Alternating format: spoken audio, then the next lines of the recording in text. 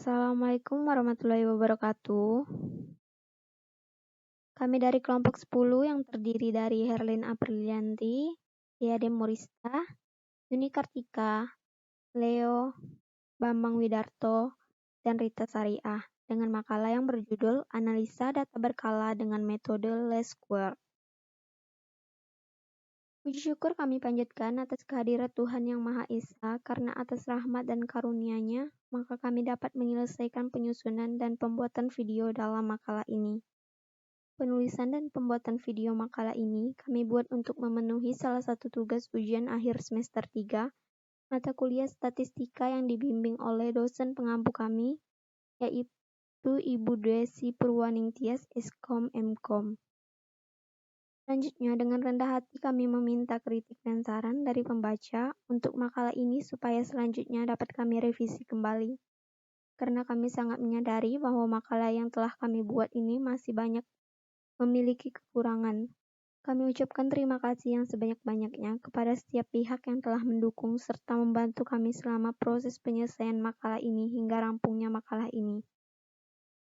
Dalam penulisan makalah ini, kami merasa masih banyak kekurangan, baik pada teknik penulisan, materi yang kami sampaikan, mengingat akan kemampuan dan pengetahuan yang kami miliki. Untuk itu kami minta maaf sebesar-besarnya, dan semoga video dan makalah ini dapat bermanfaat bagi kami dan semua pihak yang membacanya.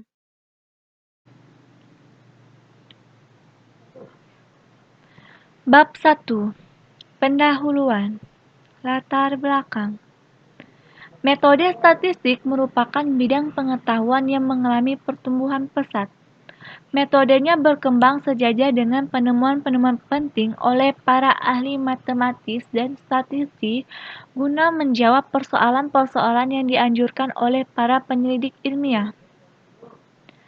Selain daripada ilmu hayat sendiri, ilmu pengetahuan tersebut boleh dikatakan telah mempengaruhi setiap aspek kehidupan manusia modern. Ilmu pengetahuan tersebut sudah meliputi segala metode guna mengumpulkan, mengolah, menyajikan, dan menganalisa data kuantitatif secara deskriptif.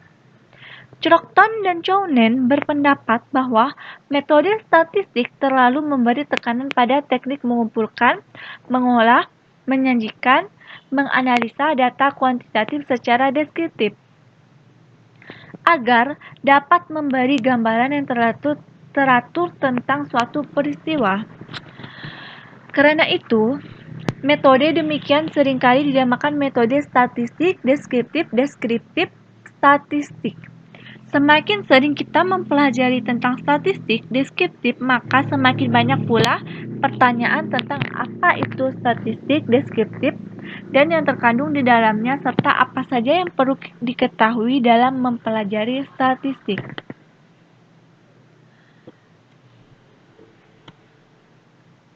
Selanjutnya, batasan masalah.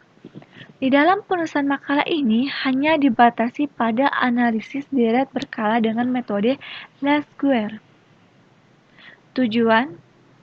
Yang menjadi tujuan penulisan makalah ini yaitu mengkaji dan menganalisis data dengan menggunakan analisis deret berkala dengan metode least squares kuadrat terkecil. Yang dibahas dalam makalah ini adapun yang pertama, 1. Pengertian deret berkala, 2. Komponen deret berkala, 3. Metode least squares kuadrat terkecil. Manfaat penulisan. Untuk memberi informasi mengenai teknik menganalisis data dengan menggunakan analisis deret berkala dengan metode least squares kuadrat terkecil. Metode penulisan. Metode penulisan ini menggunakan metode kajian pustaka. Baiklah, saya Yuni Kartika akan melanjutkan penjelasan dari teman saya yang sebelumnya. Bab 2 Pembahasan. Poin 2.1 Pengertian analisis deret berkala. Analisis deret berkala adalah data yang dikumpulkan dari waktu ke waktu untuk menggambarkan perkembangan suatu kegiatan, perkembangan produksi, harga, hasil penjualan, jumlah penduduk, jumlah kecelakaan, jumlah kejahatan, dan sebagainya. Serangkaian nilai-nilai variabel yang disusun berdasarkan waktu, serangkaian data yang terdiri dari variabel YI yang merupakan serangkaian hasil observasi dan fungsi, dari variabel XI yang merupakan variabel waktu yang bergerak secara seragam dan ke arah yang sama, dari waktu yang lampau ke waktu yang mendatang. Deret berkala atau runtut waktu adalah serangkaian pengamatan terhadap peristiwa, kejadian atau variabel yang diambil dari waktu ke waktu, dicatat secara teliti menurut urut-urutan waktu terjadinya, kemudian disusun sebagai data statistik. Dari suatu runtut waktu akan dapat diketahui pola perkembangan suatu peristiwa, kejadian, atau variabel. Jika perkembangan suatu peristiwa mengikuti suatu pola yang teratur, maka berdasarkan pola perkembangan tersebut akan dapat diramalkan peristiwa yang bakal terjadi di masa yang akan datang. Jika nilai variabel atau besarnya gejala peristiwa dalam runtut waktu, serangkaian waktu diberi simbol Y1, Y2, Yn, dan waktu-waktu. Pencatatan nilai variabel peristiwa diberi simbol X1, X2, Xn, maka runtut waktu dari nilai variabel Y dapat ditunjukkan oleh persamaan Y sama dengan Fx, yaitu besarnya nilai variabel Y tergantung pada waktu terjadinya peristiwa itu. Poin 2.2. Komponen deret berkala. Pola gerakan runtut waktu atau deret berkala dapat dikelompokkan ke dalam 4 pola pokok. Pola ini bisanya disebut sebagai komponen dari deret berkala runtut waktu. 4 komponen deret berkala itu adalah 1. Tren, yaitu gerakan yang berjangka panjang yang menunjukkan adanya kecenderungan menuju ke satu arah, kenaikan dan penurunan secara keseluruhan, dan bertahan dalam jangka waktu yang digunakan sebagai ukuran adalah 10 tahun ke atas. 2. Variasi musim, yaitu ayunan sekitar tren yang bersifat musiman serta kurang lebih teratur. 3. Variasi siklus, yaitu ayunan tren yang berjangka lebih panjang dan agak lebih teratur. 4. Variasi yang tidak tetap, irregular, yaitu gerakan yang tidak teratur sama sekali. Gerakan atau variasi dari data berkala juga terdiri dari 4 komponen, yaitu gerakan atau variasi tren jangka panjang atau long-term movement or circular trend. Gerakan variasi siklis atau cyclical movement or variations. Gerakan atau variasi musim atau seasonal movement or variation. Gerakan variasi yang tidak teratur, irregular or random movement. Selanjutnya, ciri-ciri trend sekuler trend atau trend sekuler ialah gerakan dalam deret berkala yang berjangka panjang, lambat, dan berkecenderungan menuju ke satu arah menaik atau menurun. Umumnya meliputi gerakan yang lamanya 10 tahun atau lebih. Tren sekuler dapat disajikan dalam bentuk yang pertama, persamaan tren, baik persamaan linier maupun persamaan non-linier. Yang kedua, gambar atau grafik yang dikenal dengan garis atau kurva tren, baik garis lurus maupun garis melengkung. Yang ketiga, tren juga sangat berguna untuk membuat ramalan yang sangat diperlukan bagi perencanaan. Misalnya, menggambarkan hasil penjualan, jumlah peserta KB, perkembangan produksi harga, volume penjualan dari waktu ke waktu, dan lain-lain. Tren juga digunakan dalam melakukan peramalan forecasting. Metode yang biasanya dipakai antara lain adalah metode semi-average dan metode least square. Selanjutnya, metode least square atau kuadrat terkecil. Metode ini paling sering digunakan untuk meramalkan Y, karena perhitungan lebih teliti. Persamaan garis tren yang akan dicari yaitu Y sama dengan A0 ditambah BX, A sama dengan elemen Y dibagi A, B sama dengan elemen XY dibagi elemen X2, dengan Y sama dengan data berkala atau time series, sama dengan taksiran nilai tren. A0 sama dengan nilai tren pada tahun dasar. B sama dengan rata-rata pertumbuhan nilai tren tiap tahun. X sama dengan variabel waktu atau hari minggu, bulan, atau tahun. Untuk melakukan perhitungan, maka diperlukan nilai tertentu pada variabel waktu atau X, sehingga jumlah nilai variabel waktu adalah 0 atau elemen X sama dengan 0. Untuk A ganjil, maka jarak antara dua waktu diberi nilai satu satuan. Di atas 0 diberi tanda negatif, di bawahnya diberi tanda positif.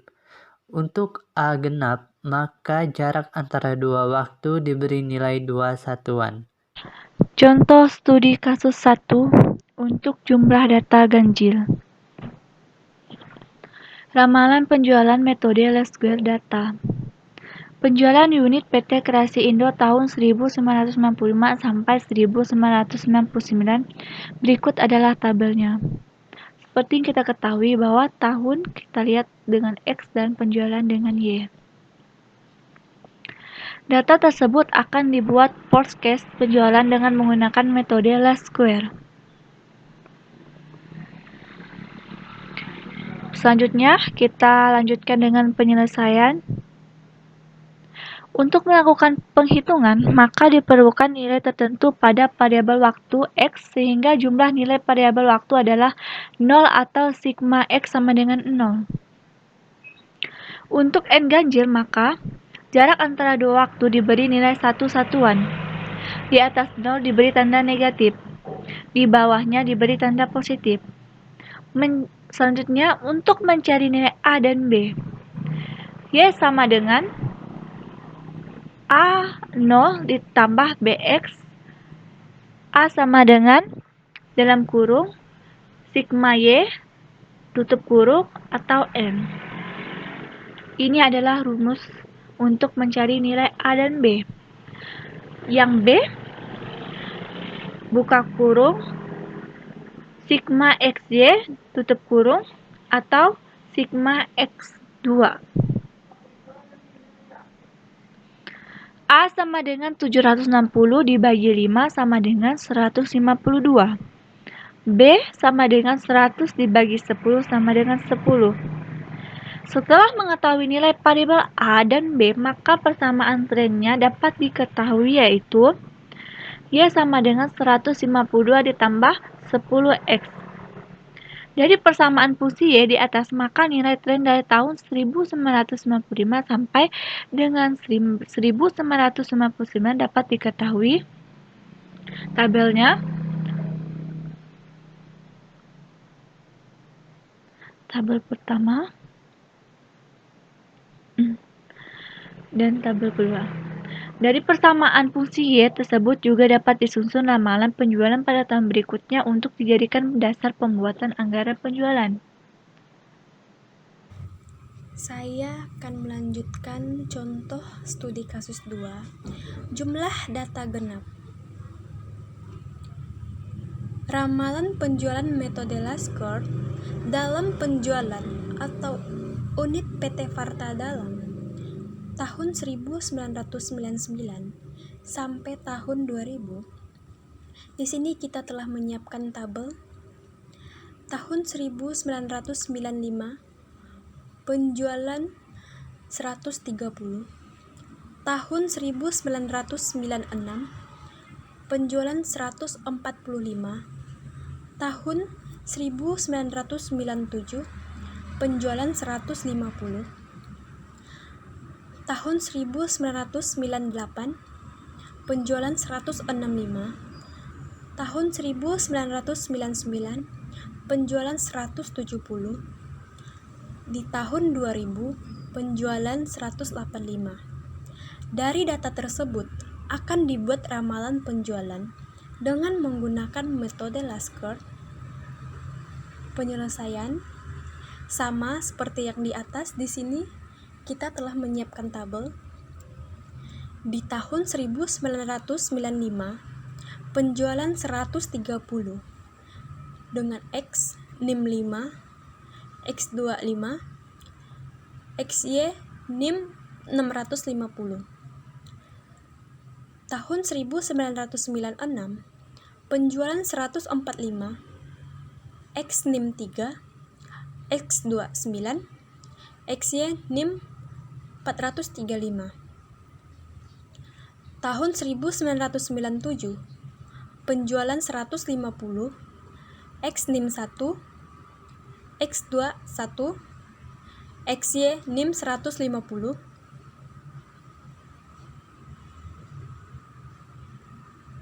Tahun 1998, penjualan 165,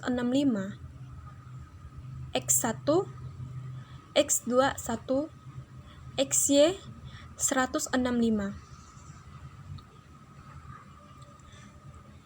Tahun 1999, penjualan 170, X3, X29, XY 510. Di tahun 2000, penjualan 185, X-nya 5, X225, XY 925. Total penjualan 195, X-nya 0, X270, XY 365.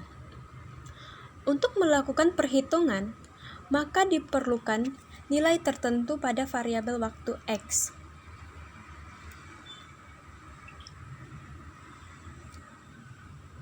Sehingga jumlah nilai variabel untuk adalah 0 atau sigma X sama dengan 0. Untuk N digunakan, maka jarak atau waktu diberi nilai 2 satuan, di atas 0 diberi tanda negatif, di bawahnya diberi tanda positif, mencari nilai A dan B. Y sama dengan A0 tambah BX. A sama dengan sigma Y atau N. B sama dengan sigma XY atau sigma X2. A sama dengan 945 dibagi 6 sama dengan 157,5.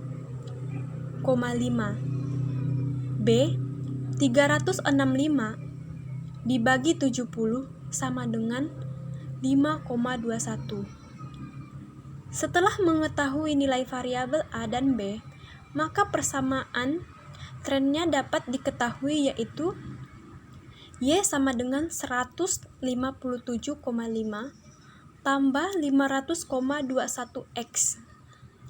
Dari permasalahan fungsi Y di atas, maka nilai tren dari tahun 1995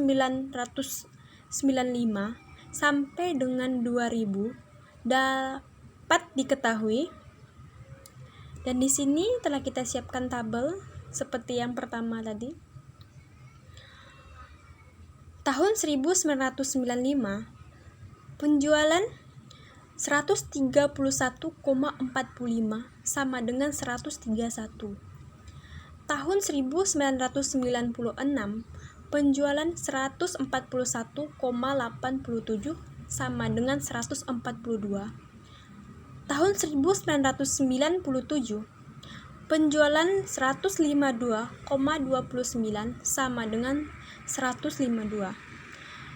Tahun 1998, penjualan 162,71 sama dengan 163. Tahun 1999, penjualan 173,13 sama dengan 173. Dan di tahun 2000, penjualan 193,97 sama dengan 193. Di tahun 2000, 204,39 sama dengan 204. Tahun 2003, penjualan 214,81 sama dengan 215. Di tahun 2004, 225,23 sama dengan 225. Dan di tahun 2005, penjualan 235,65 sama dengan 236. Dan kesimpulan peramalan yang diberikan oleh metode Lescourt dalam data berkala cukup baik. Itu menunjukkan bahwa metode Lescourt merupakan metode yang lebih teliti, sehingga sering digunakan untuk menghitung data makalah. Setelah itu, metode Lescourt juga dapat digunakan tidak hanya untuk meramalkan penjualan, tetapi berbagai macam peralatan lainnya, seperti perkembangan KB, perkembangan produksi, dan lain-lain. Dan saran pada perhitungan dengan metode Lescourt ditentukan juga diperlukan ketelitian dan kecermatan agar tidak terjadi kesalahan.